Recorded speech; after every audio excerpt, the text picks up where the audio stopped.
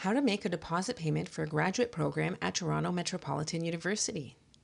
Your offer letter states the deposit amount and the deadline.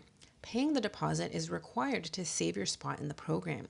The deposit is non-refundable unless an application for a study permit has been denied, and in that case, proof is required. If you're paying through a Canadian bank, you can either do online or telephone banking.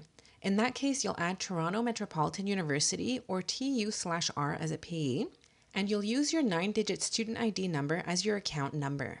For international payments, we accept CIBC International Student Pay or Convera for Students, formerly known as Western Union Business Solutions Global Pay.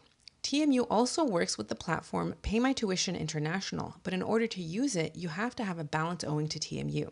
Therefore, you cannot use it to make a deposit payment, but you can for your tuition and fees. If you're making a payment online, please ensure to pay well in advance to allow time for processing by the deadline. Successful payment will result in a credit on your account that will be applied towards tuition and fees.